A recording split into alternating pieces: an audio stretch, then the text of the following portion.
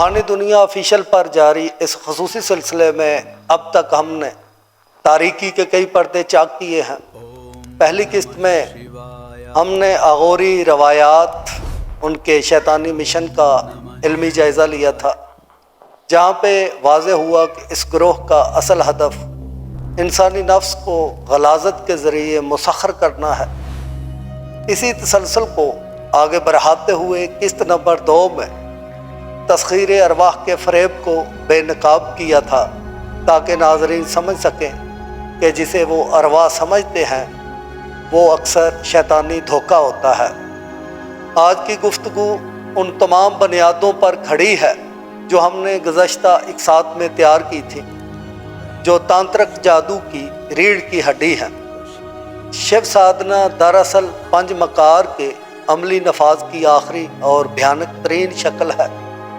جب ایک اغوری جادوگر شراب، گوشت اور دیگر ممنوع اعمال کے ذریعے اپنے حواس کو سن کر لیتا ہے، تبھی اس میں وہ شیطانی ہمت پیدا ہوتی ہے وہ ایک انسانی لاش کو اپنا آسن بنا سکے۔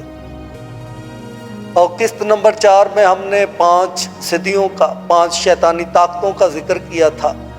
شیو سادھنا ان شیطانی طاقتوں کو برقرار رکھنے یا ان میں اضافے کا ایک ذریعہ ہے۔ اغوری کا ماننا ہے کہ جب تک وہ موت کے قریب ترین نہیں جاتا، اسے اشٹ سدھی حاصل نہیں ہو سکتی۔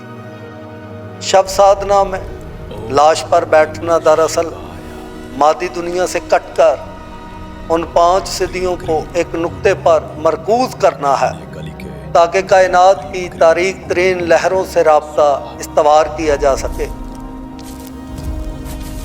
اور قسط نمبر 5 میں ہم نے پریت ودیا اور جنات کی تسخیر پر بات کی تھی، جہاں یہ بتایا گیا کہ کس طرح بیرونی ارواح خبیثہ کو قابو کیا جاتا ہے، لیکن شیو سادھنا اس سے ایک قدم آگے کا عمل ہے۔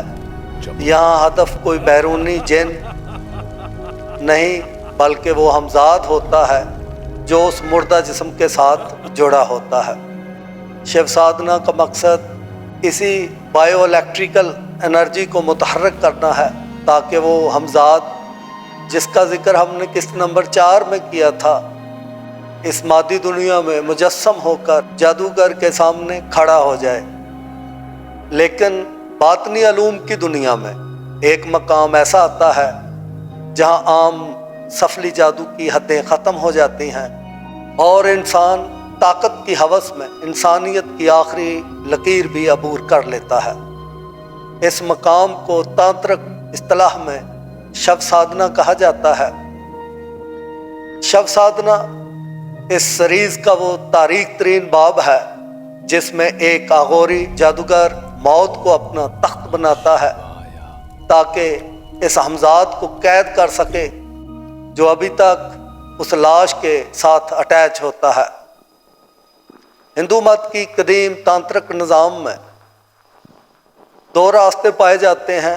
ایک دایاں راستہ ہے جو پاکیزگی پر مبنی ہے، اور دوسرا بایاں راستہ ہے جو نجاست اور شیطانیت کے گرد گھومتا ہے۔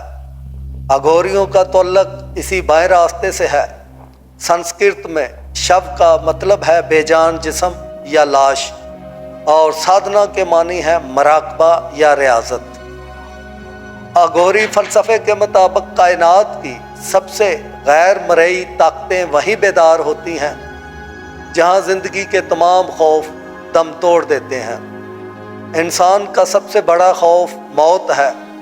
جب عامل ایک مردہ جسم پر بیٹھتا ہے تو وہ دراصل اپنے اندر کے انسانی خوف کو قتل کر کے شیطانیت کی دہلیز پر قدم رکھ رہا ہوتا ہے۔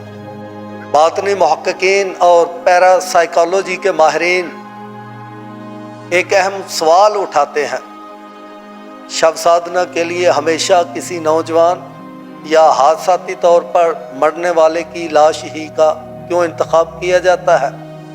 اس کا جواب جدید سائنس اور قدیم علم کے ملاب میں پوشیدہ ہے۔ جب کسی انسان کی اچانک موت ہوتی ہے تو اس کے جسم کے خلیات فوراً اپنی طاقت نہیں کھوتے، लाश के गिर्द एक बरकी मकनातीसी मैदान कुछ वक्त के लिए मौजूद रहता है।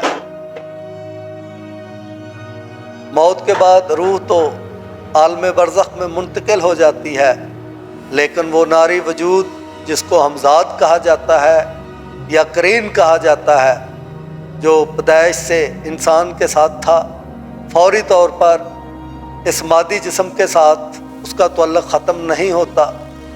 वो शदीद इश्तियाल और उलझन की हालत में इस बायोइलेक्ट्रिकल फील्ड के गिर्द मौजूद रहता है, उस इंसानी जिस्म के साथ अटैच रहता है। अगोरी जादूगर इसी बात का फ़ायदा उठाते हैं। अब हम बताते हैं कि ये अमल कैसे किया जाता है। ये अमल आधी रात के बाद चाँद की तारीक तरीन रातों में शमशान घाट या किसी वीरान कब्रिस्तान में किया जाता है। आमिल लाश को गुस्ल देकर उसे मखसूस अलामात से सजाता है और उसकी पुश्त पर बैठकर नहायत गलीज़ सफली मंत्रों का जाप शुरू कर देता है। यहाँ मकसद लाश को ज़िंदा करना नहीं होता। जब अगोरी जादूगर मखसूस शैतानी अल्फाज पढ़ते हैं तो वो उसका हमजाद ज़ाहिर हो जाता है। ये वो लम्हा होता है, मादी और गैर मरई दुनिया का पर्दा चाक हो जाता है। लाश में लर्ज़श पैदा होती है, दर्जा हरारत अचानक गिर जाता है और वो हमजाद जो अब एक आज़ाद शैतानी कुव्वत बन चुका है, आमिल के सामने मुजस्सम होने लगता है। तो वो उससे एक खूनी भेंट मांगता है, कुर्बानी मांगता है। यहीं से वो शैतानी मुआहदा तय पाता है जिसे अवामुन्नास जादूगर की ताकत समझते हैं। अब सवाल ये है कि ये हमजाद को हासिल करके इससे क्या हासिल किया जाता है। हमजाद कायनात की वो गैबी खबरें, लोगों के राज और मनफी ताकत फराहम करता है जिससे अमल किसी की भी जिंदगी तबाह कर सकता है। अमल क्या खोता है, इसके बदले अमल को अपने जिस्म का रूहानी औरा हमेशा के लिए तोड़ना पड़ता है। हमजाद अमल की रूहानी बसीरत छीन लेता है। यही वजह है कि शब साधना करने वाले अगोरी सारी ज़िंदगी जिस्म पर राख मलते हैं, इंसानी खोपड़ियों में खाना खाते हैं और नजासत में ज़िंदगी गुजारते हैं।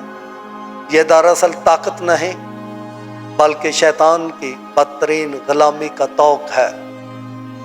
बाज़ औक़ात ये अमल नाकाम भी हो जाता है। याद रखें कि जब अमल चाहे सफली हो या नूरी, अगर ये नाकाम हो जाए तो इसका बहुत इबरतनाक और ख़तरनाक पहलू सामने आता है। अगर शब साधना के दौरान लाश कोई भयानक हरकत करे या आमल के दिल में एक लम्हे के लिए भी खौफ आ जाए और उसकी ज़बान से शैतानी मंत्रों का तसलसल टूट जाए तो फिर तबाही यकीनी है। वो हमजाद जिसे कैद करने की कोशिश की जा रही है वो अमल के अपने असाबी निज़ाम पर काबज़ हो जाता है। पुराने मसवदात और चश्मदीद गवाहों के मुताबिक इस अमल में नाकाम होने वाले अमल या तो सुबह शमशान घाट में मुर्दा पाए जाते हैं या फिर हमेशा के लिए पागल हो जाते हैं। ये वो आग है जो उसे लगाने वाले को ही भस्म कर देती है। दोस्तों, आज हमने बताया शब साधना के मुतल्लक। अगली किस्त में हम आपको बताएंगे 5 मकार और 5 सिद्धियाँ और शब साधना के ज़रिए किए जाने वाला मसान का ख़तरनाक तरीन जादू। मसान क्या है, ये किस तरह इंसान को हलाकत में डालता है, किस तरह डॉक्टर इसको समझने से बेकार रहते हैं, ये सब जानने के लिए देखते रहिए रूहानी दुनिया ऑफिशियल।